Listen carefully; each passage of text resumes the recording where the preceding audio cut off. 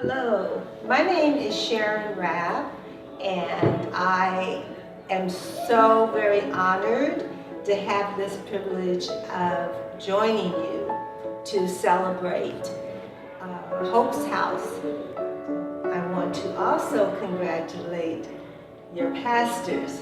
25 years, who does that nowadays? Well, people who follow the will of God, that too. And you are so blessed to have these tremendous leaders, parents, family, couple in your lives. Thank all of you for attending, for coming to celebrate not just causes, but to celebrate actually the work that's been done in 10 years to build Hope's House to what it is today. The house where people know that there is the presence of God and welcome. With no further ado, I'd like to introduce you to Hope's House and its anniversary of 10 years. And following that, your pastors, your leaders, and the struggle that they have gone through and overcome, and the support that you have given them, and I pray will continue to do so.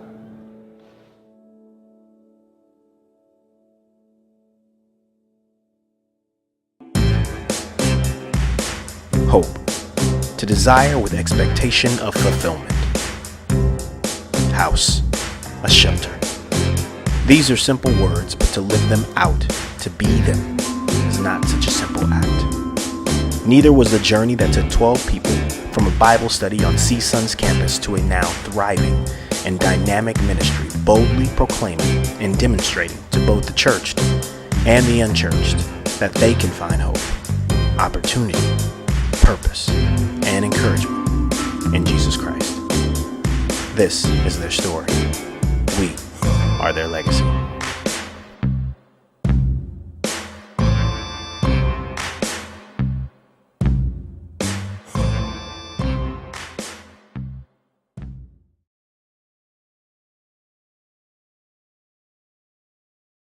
I was a student at Cal State Northridge studying engineering back in the day, and in the future, I was involved in leading praise and worship at a Bible study at Cal State Northridge, and I saw this young, tender thing come in the door. No, actually, I was praising God, worshiping God, and I met a young girl from Oakland, California. Her name was Andrea, and she was about 5 years younger than I am, so I was not interested in her at all. Keep moving. That's my story. I'm sticking to it. Andrea and I became good friends because she loved basketball, the Lakers, and she could cook. And so as a result of our basketball, Laker, cooking fellowship, studying sessions, we developed more of a relationship over time. And at some point in time, it became clear that she likes me.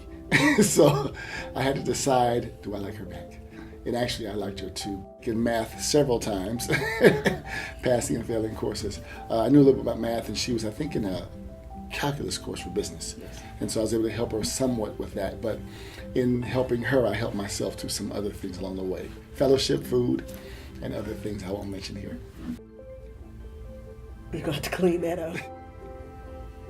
So first of all, did you notice that he said he's 5 years older than me? Yes. How many years does it take to get a degree? 4 to 5. So technically, he should have never been at the school when I got there. That's the first piece of information we got to get straight. Okay. But according to him, God told him to flunk classes because his wife was coming. His ways are not our ways. And his thoughts clearly were not your thoughts. So we get there. I get to school, and he's leading praise and worship at the Bible study. He and Melvin McGuire. And I get there the first week of school. I'm 17, and I'm a Christian. I'm looking for a Bible study. So we go to Bible study the first week. They're doing meet and greet at the door with all the pretty chicks. Like they're blocking the door. The door's here. Melvin's on one side, Chuck's on the other. You cannot leave the Bible study unless you pass by these two dudes. And it's clear it's clear the dude's just like, what's up, dude? All the women we have conversation with, right? So I come through the door, and Melvin said, what's up, brown and round? And I'm like, brown and round? He's like, yeah. I'm like, is that like a slant? And he's like, no, you have pretty brown eyes. I was like, oh, okay, thank you. And then he was like, hey, where you from? So Oakland. So we start chit-chatting. And now, he's 6'1", and he weighed 137 pounds. Dripping wet. With some jeans and a whole bunch of clothes on when I met him. He had a 27-inch waist. So Melvin's probably 5'10". He probably weighed about 145. So they look homeless, and they look like they needed food, right? And I could cook. So I invited them over to the house. That's how the relationship started. We became the greatest of friends because, yes, I could play basketball, so we played ball. I struggled in math. I understand money, but I hated math. And so he and Melvin both were my tutors, and I would share with them stories about my boyfriends, and they helped me through all that. They knew all my boyfriends. You wanted to kill them too. Yeah. Yeah, they wanted to kill my boyfriends. And then one fateful Good Friday. It was a good Friday. It was a good Friday. I think we talked all night, and we had that, who you like at the church? Well, I like so-and-so. What kind of woman you like? What kind of guy you like? And so we had that all night thing. My roommate was home, and we just talked and talked and talked. Why you don't like this person? Why you don't like this person? And one thing led to another, and he didn't have a car at the time, so he was on his bike. Yes. And I had a car, so he had put his bike on my balcony, and he went to get his bike. When he was leaving, it was about 6 o'clock. The sun had come up. It was like before my roommate wakes up and thinks that something happened here. You should probably go. So he goes to get his bike. He opens the sliding glass door. When he turns around, he kisses me out of nowhere. It was impulse. It was spirit-led impulse. It was spirit-led. It was spirit-led. The Holy Spirit told you to do that? Well, it was impulse. Oh, all right. So he kisses me, and to a woman that means something. To him, I didn't know I was part of the missionary dating scene that he and Melvin had been doing on an ongoing basis, right? So, why I joke about women, and when a man touches you or looks at you, when I joke when I'm preaching about women ready to go to David's bridal, is I'm done. I'm done in that moment. He's the one. Because I did like him, and he did have integrity. In fact, believe it or not, all the women wanted him. All of them. Why? You know I they need did. names. No, I'm not giving you no names. But they all did. When we finally went to talk to the pastor and said that we were going to be together, he was like, I'm going to have to tell all these chicks that think he's the one, that it's a no-go, that he's finally settled on you. And so, winsome smile, charming personality, faithfulness, consistency, and caring, tender heart. All the women wanted that. Other brothers had swag. It wasn't called swag back then. It was called something else. Cool. Other brothers had that stuff, but he was faithful and consistent and took care of business. So that's how we ended up together. And long story short, we ended up being engaged for 4 long years as he took back engagement after engagement. He'd ask and take it back. He gave me 18 reasons why he didn't want to marry me once. 18 reasons why. You're killing my reputation right now. 18 reasons why he was not going to invite me to dinner and ask me to marry him. So, get dressed up, baby. I want to take you out on Friday night. Got something real important I want to ask you. Beat your face, get your makeup done, wear your best dress, and take you out. I got something real serious I want to talk to you about. So we get there, brother man goes in his pocket, comes out with a list. Engineering paper, mind you, with grades and scales on it. And he says, I was thinking. And he walks down the list. He didn't get to 18. I got up to walk home from the restaurant and realized it was my car. So I ain't walking nowhere.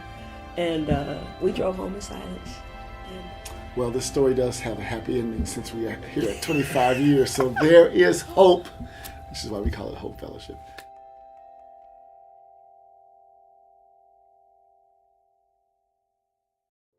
I started with Hope's house from the gate, from the beginning. You know what I mean? Before the living room, we used to always have what we called the kitchen conversations, where we're all 4 corners of the kitchen and we're just talking about the word, or just talking, period. You know what I mean? So we was like, Pastor Dre was really like, what are we gonna do? What are we gonna do? Somebody had came up with the idea, well, let's start a Bible study on campus again. You know what I mean? So I was going to CSUN at the time, and a good majority of my friends had started coming to this Bible study, and I had gotten invited, and I was like, okay, well, if it's like what I'm already experiencing, I don't want to be a part of that. And ran into this Bible study that was going on, and it was totally different than what I grew up. I grew up in a Pentecostal church, B3, Hammond B3, drums, just a different type of worship. And I remember walking in for praise and worship, and it was somebody on the guitar, and I think it was Iman on the guitar, and somebody else was leading worship. And so it was a little bit of a culture shock to see black people having worship with a guitar. But I fell in love instantly. I loved them the moment I saw them. And instantly loved them. Like most people do when you meet them, you instantly connect with their heart. And so whatever they were a part of, I wanted to be a part of, and I wanted to support because I saw the love they had for each other and for people. And sometimes you meet people who are in ministry and leadership who don't really love people. They love the title, or they love all that comes with that, but they don't really have the heart for the people. And so when you see that, you want to support that. This is what I've been looking for. This is what I've been missing out on. And so I was so excited to experience what I thought there was, and I had no idea. And the presence of God on the college campus was like, what is going on? And it was totally contrary to what I was familiar with. It was so pure, and I felt right at home. Other reason why I felt at home is because after Bible study, they fed us good. Like fried chicken. It was chicken and macaroni and cheese. It was some good eating, and they had that every Tuesday. It was just kind of instant family. So I didn't know what I was going to be doing with them, but I'm like, I need to come back here. That kept me coming back. And then the word was good, and the worship, I just fell in love with that style of worship is what kept me coming back. Pastor Dre and Chuck asked me if I would play the piano for them. And I said no. And I kind of thought that after that they'd be like, okay, thanks anyway, and then that'd be the end of it. But they said, well, even if you don't play for us, still come around. We want you to find a place for you to, develop your talent and, to be like a runway to take off and fly. I was like, interesting. So I told you no, and you're still offering me things. This is interesting. So I ended up playing for them. It turns out that they were really good, speakers. They were good people. They were kind of good mentors. So rather than pay me, they just agreed to put the money that they would have paid me in a savings, and that at the end of the year we're going to go on a cruise together. They were kind of like parents. They were definitely our spiritual parents, because we were all away from home, in this place. And if it wasn't for Hope Fellowship, I don't know where exactly I would have ended up. But when you have someone who needs something and you can meet the need, you kind of become parent-ish, mom-ish, dad-ish. And then I think when there was less need, when we started to mature more, it became more like okay, we're brothers and sisters. Okay, less needs, more maturity on our part, and less tending to those needs on their part. They become like peers. And at a certain point, the church had grown to the point where they really couldn't be as hands-on with just being with us as they wanted to. And they said, look, you guys need to go and sustain this yourself because we have to go do this other work. So I said, okay. And then they became free to be pastors. And we were on our own, rolling just, amongst ourselves with our own relationships. And we were standing on our own, whereas before we were just kind of leaning up against each other in a way. I want to be a part of something in a meaningful way. And again, I felt so connected to them. And when you love someone, you want to support them. Whatever they're doing, you want to be a part of to help their dream come true. And some kind of way, it became our dream.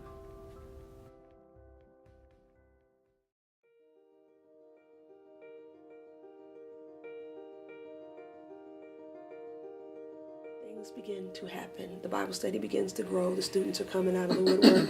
150 students. It's growing.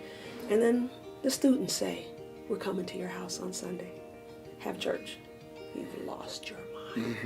I think the no was more out of the responsibility that it takes to pastor people. You know what I mean? It's one thing to be a minister, to give a word, and then go on with your life, you know what I mean? But when you begin to wear the hat of a pastor, then it's something different, you know what I mean? So I don't think the responsibility, the initial no was out of, that's too much work. The work was welcome because Pastor Chuck and Pastor Dre were really already doing the work. The calls late at night, the going to pray for people, they were already doing it.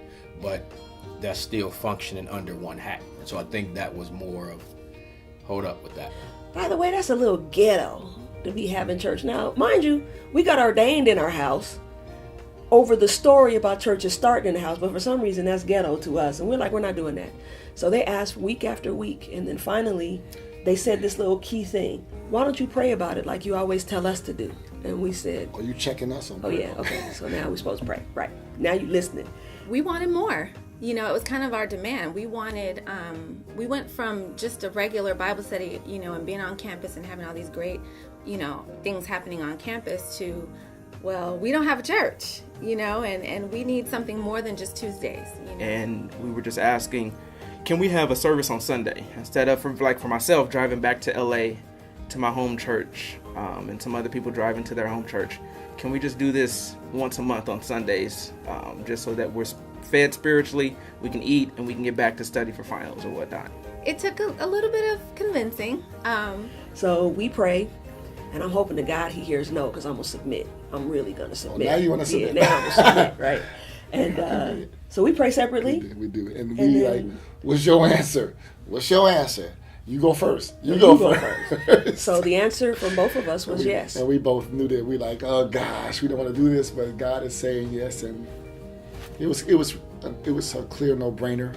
And that's one thing I think about the consistency of the Spirit of God, is that you just know it's the right thing to do, and you know you have all these reasons why not. It's ghetto, our house not big enough, we don't want to do all this stuff. It's like, yeah, just. And do who it. are we?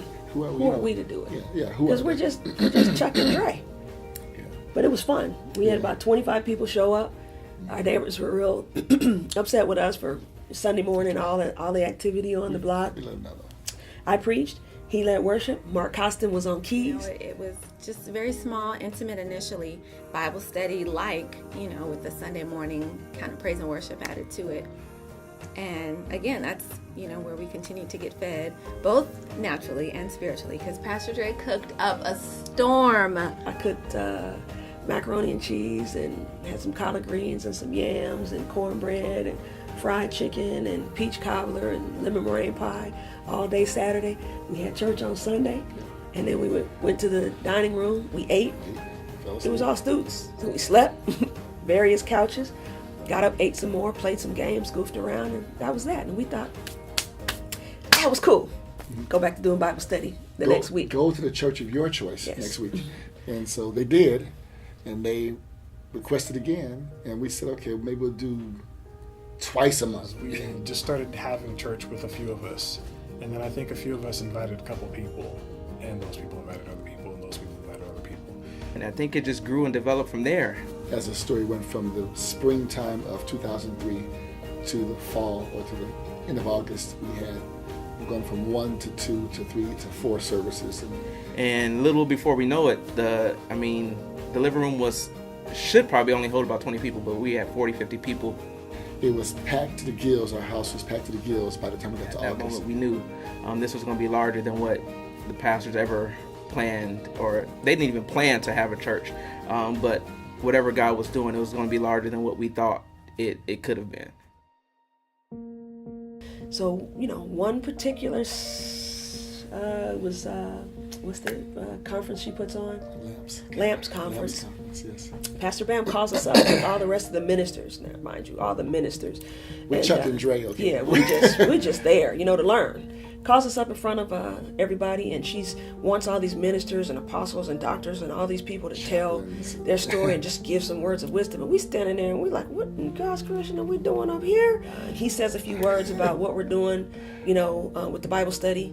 And he shares a few things, and then he goes, and my wife's going to share the rest. So he hands me the mic, And I kid you not, I open my mouth and literally I say, and we're going to be starting a church.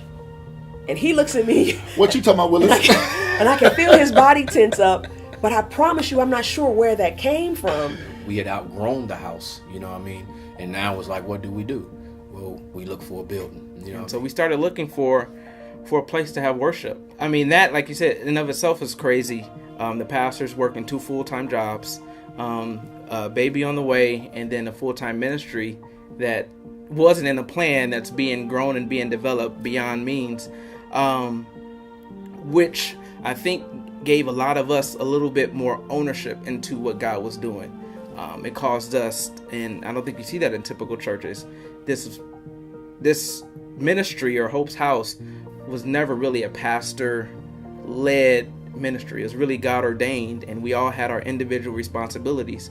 And if we didn't meet those individual responsibilities, balls were going to be dropped because there was, ownership. And so we even sat down and talked about what the finances were going to look like. How much can you tithe? How much can you commit to? Again, we're still talking about college students, people who are dependent on financial aid and part-time jobs to sustain themselves. And that's who supported the ministry. And so it was a huge leap of faith to go from a free space to one that requires rent, and so that in itself was a huge victory, a huge and part of our portfolio, if you will, of faith, and believing God to be our provider, to support the work that he had already ordained. And I truly believe, that he provides, when you're in his will and you're doing what he called you to do, the provision will be there. I started getting infused in the ministry when they went on the initial retreat to talk about starting the church. They needed help with the kids. So while they had meetings and formulated ideas and casted vision and created core values, so I was there to help support so that they could do the business of thinking about what this church would look like and feel like and be like. We find a place in Van Nuys that we're able to rent, Seventh-day Adventist Church, and Pastor Dre's initial expectations were that, we might fill up, a couple people here, a couple people there, especially that first initial service, it's just going to be families that are going to come. And I pull up at this building and there's cars everywhere. Well, there's a Church of God in Christ Church next door, and I'm thinking to myself, we got to let them know that there's somebody here on Sunday. They can't park their cars here because I'm pretty sure it's overflow from next door. So thankfully, there were some ushers outside. I get out the car, they take the baby, and I come down the corridor. And the way the corridor was set, you walk down the corridor, and then you turn right to come into the building. But when you came into the building, there's a little bit of the building this way, but the bulk of the building went that way that you couldn't see. So when I turn down the hallway, the first thing I see is there's people sitting this way. Well, why are people sitting back here? Who did that? We need to train the ushers, because people shouldn't be sitting here. And so I come in, and when I walk in the door, I turn my head this way, and it is packed to the gill. We packed out the church the first day that we were there. And, I kind of watched Pastor Dre as she got the realization that, okay, I need to increase my faith because God is obviously doing something way bigger than myself, way bigger than I could have ever imagined. And so we got the mic and said, welcome to Hope's House. And it was like a rush. It was crazy. Standing ovation was crazy. OMG. Now this is scary. Now this is real. Anybody at that service could tell you, probably except the pastors, but that this was something bigger than what we anticipated. Absolutely.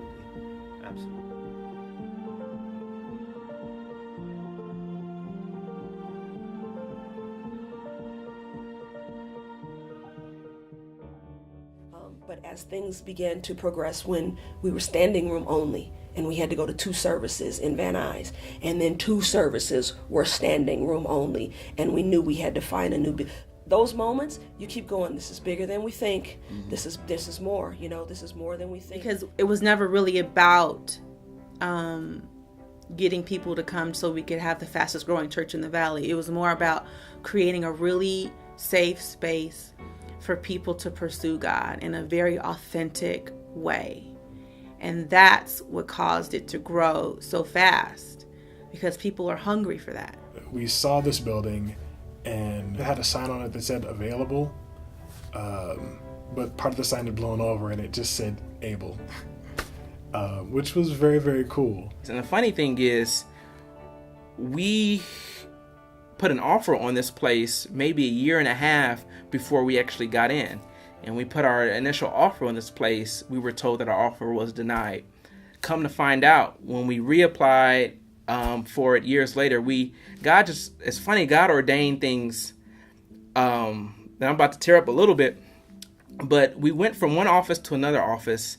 The second office we went to, the owners of that office were actually the owners of this building. And we told them about our story, how we applied. We sent in an offer for it. They said they never received the offer.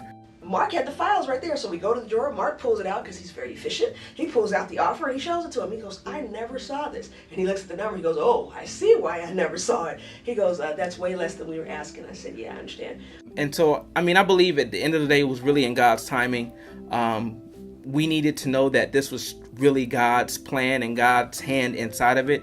And I think being able to meet those owners, Bob and Rhea, and knowing that they were owners of this building, it showed us that this is our home. And I wake up one morning and I hear the Lord saying, make an offer on the building again. And I'm like, make an offer on the building again. Okay, what does that mean? And I sit down and he goes, here. Brrr. And he gives me this offer for a lease to buy option. And literally it's just this whole strategy. And he says, pitch it to the owners. Okay, so I call up Mark and tell Mark. And Mark's like, okay, so he calls up the owners, we make an appointment, meet with the one we've been dealing with that owns our other building that we're leasing from. Just got one problem. He said, the numbers are too low. And I said, the numbers I have. He says, they're too low. He says, I want you to have the building. He says, I do. Everything in there, I want you to do in our building. And I will pitch this for you, but you gotta come up just a little bit.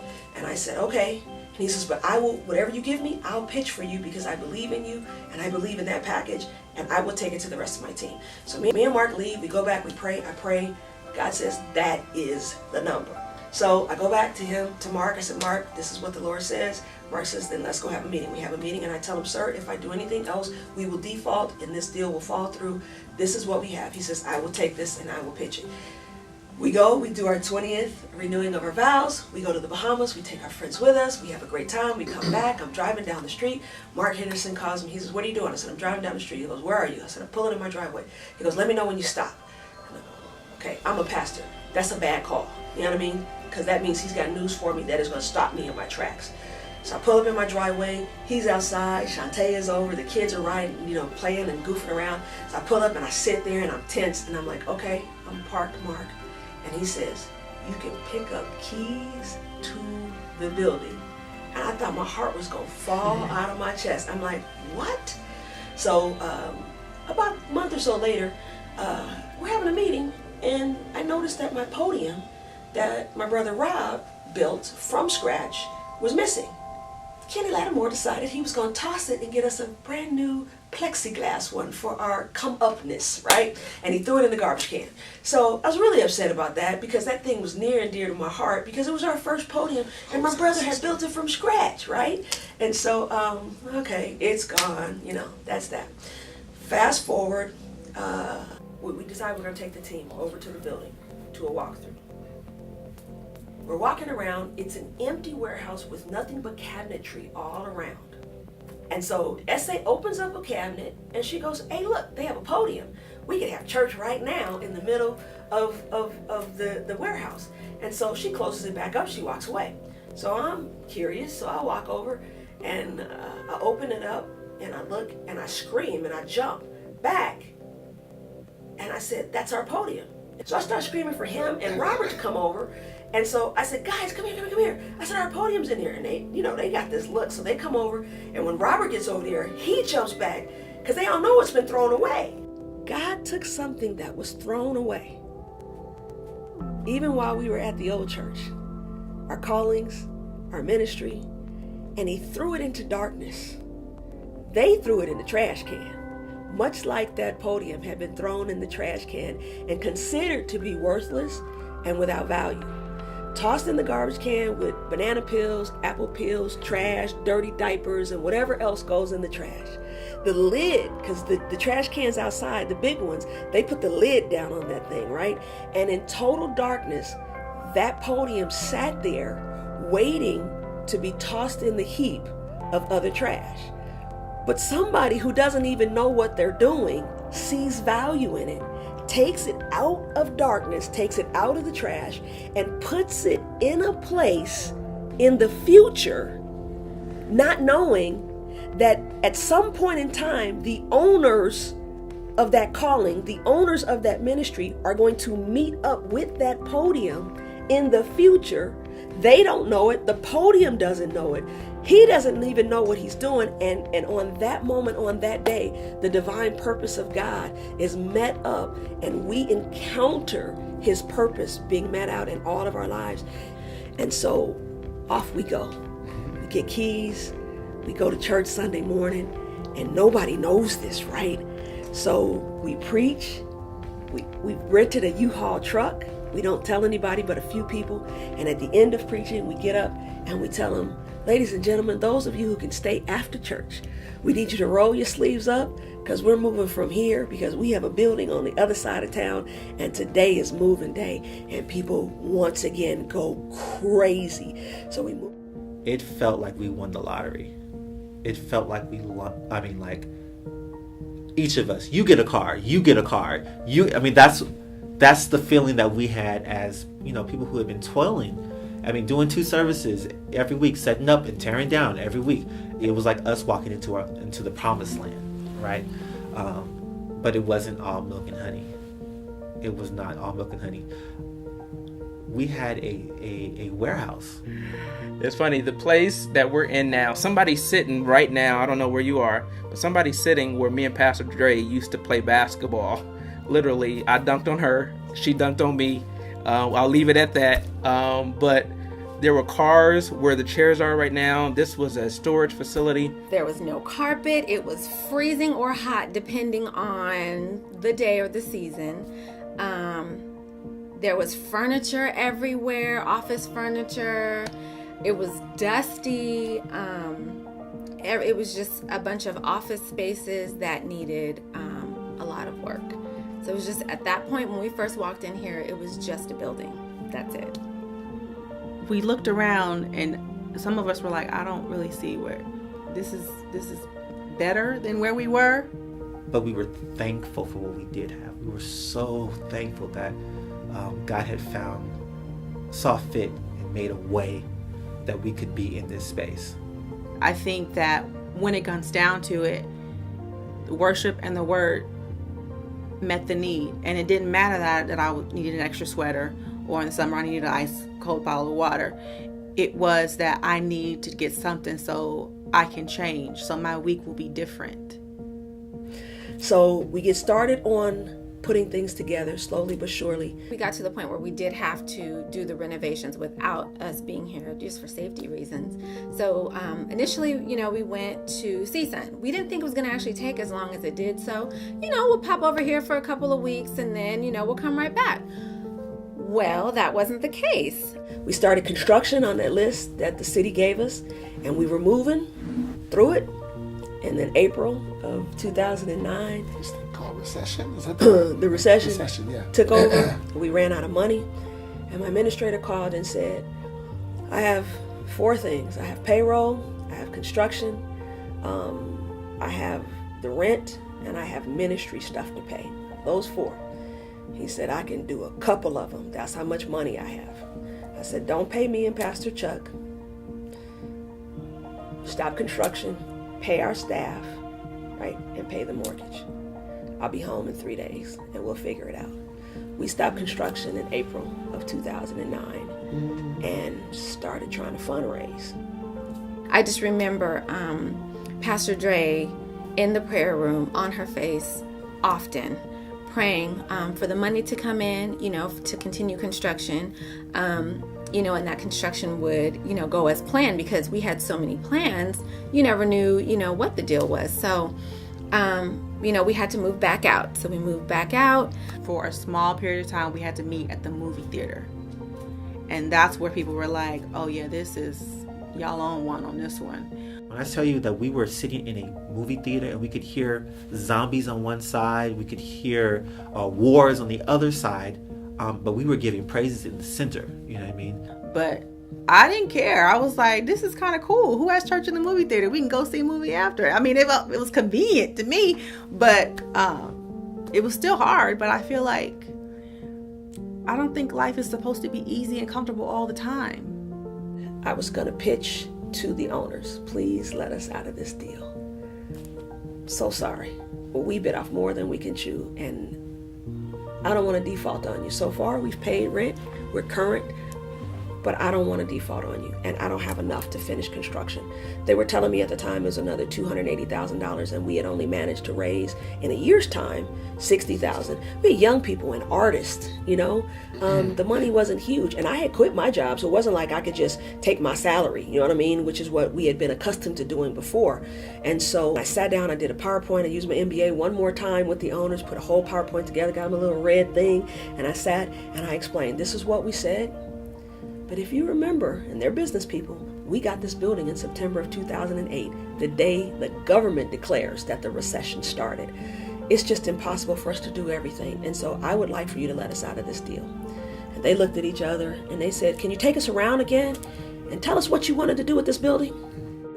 I'm explaining the whole 9 yards, and they're nodding and we're walking and talking, and it's all, you know, it's all half done because we stopped construction. So we come back up to the conference room, and they say, I'm sitting there and I'm looking at my people, and they said, we believe you're supposed to do that. And I go, I believe I'm supposed to do it too. Thank you for the agreement. Really appreciate it. And they said, and we believe in you. They always make sure they tell me they believe in me. I said, thank you. I really appreciate that. And they said, what if we write you a check right now for $280,000? Excuse me? I'm sorry. So the people I'm with kicked me under the table, you know what I mean? And I said, okay, I don't understand. And they say, we believe you guys are supposed to be in this building. We don't want anybody else to have the building. So if we give you a check today for $280,000, will you stay? And will you honor the deal? And will you do what we believe God wants you to do? They're Jewish. I forgot to tell you that. They're not Christian. They're Jewish. So they don't actually believe in Jesus, but they're supporting the Christian cause. So I said, yeah. I said, I have to talk to my husband. So I call him, and he was like, heck yeah. I meet with the board. They say, heck yeah. And so that's the first check. 7 days later, some friends call. And they say, we want to come by and talk to you. So everybody's been leaving. It's been tough. So we're thinking they're probably going to leave and go to another church too. They come in, they say, we have a word for you guys. They're not, we have a word for you people. They're just not. And so we say, okay. And they said, the Lord said he's pleased. You've been through hell and back, but you haven't talked about his people. You haven't retaliated. People have doubted you, but you stayed the course. And God said to tell you he's pleased with what you're doing. And he said, feed his sheep and build his church. Thank you. Tears just stream. That's worth $1 million to me. And then they slide an envelope over, and they said, and the Lord said to give you this. I said, okay. So he picks it up, and it's a cashier's check for $250,000. So the next morning we go to the mailbox, and an entertainer friend who came here 3 times in life, but said the message has blessed her, tithed on a bonus check and sent a $30,000 check. And so $500,000 in 8 days in our hand. A whole year, $60,000 on our own. And then 8 days. Growing versus being pushed by the wind of the Holy Spirit, I'd say. So when people said, we believe in you, as she said, it wasn't even the money. It was that people said, we see what you're doing. We recognize you're people of integrity. You don't have an ill will or ill motive toward anybody, and you're doing the best that you can with what you got, and we support you. We were like, thank you very much. By the way, the check was gravy. It's amazing when you look back and you see how God put a puzzle together, you know what I mean? And when you yield it don't always look right, you know what I mean? It don't always look like it's going to work. But if you're listening to God and you're obedient to God, it's going to work. you're gonna have his results. So.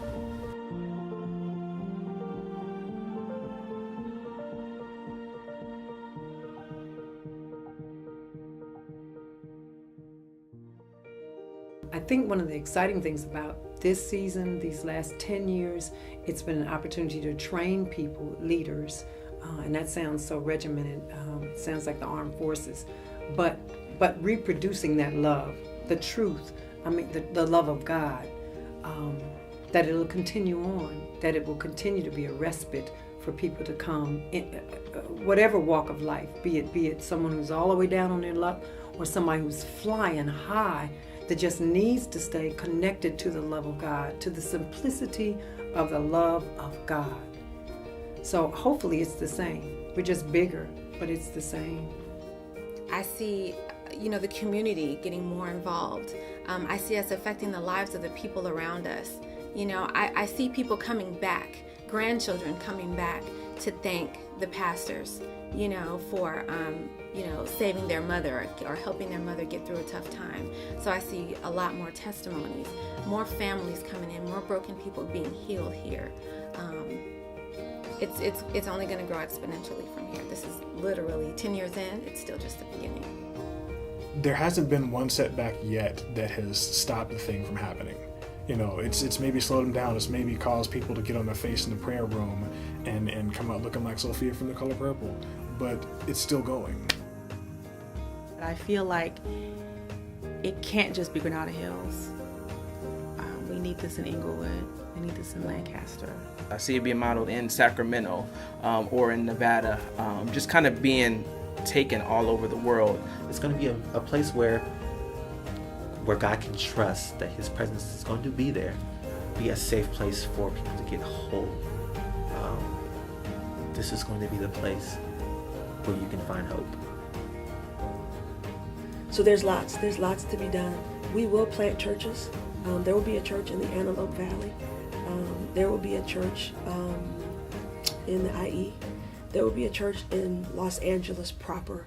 Those three we are very much aware of. And we're training leaders right now to pastor those churches. We're training praise and worship leaders right now to go and do worship. We're training deacons and elders and administrators to go and do that, and youth people. And so that'll happen sooner than some people think, because there's some stuff already out there on the horizon. So whether we become a mega church is not the issue. Whether we plant thousands of churches is not the issue. Whether we're the biggest, baddest, fastest growing church, not the issue. If we're a healthy church, if we're healthy, then we'll bring forth life. That means we have to know who's among us, who's laboring among us. We have to have a care and a heart for them moving forward in their gift and calling. And as opposed to just seeing them as a number, and as long as you're paying your tithes and offerings and not causing trouble in church, you're good. That's not the point. The point is that you're flourishing in what God's called you to flourish in. That means we don't always resource you, but we will push you and encourage you and provide an environment for you to feel like, I can do more. Yeah. And that's what we really want to do. For the two of us, 10 years from now, Lauren is a junior in college. Sydney is a freshman in college. We are empty nesters. 10 years from now. Lord, give me strength. Period. That's all.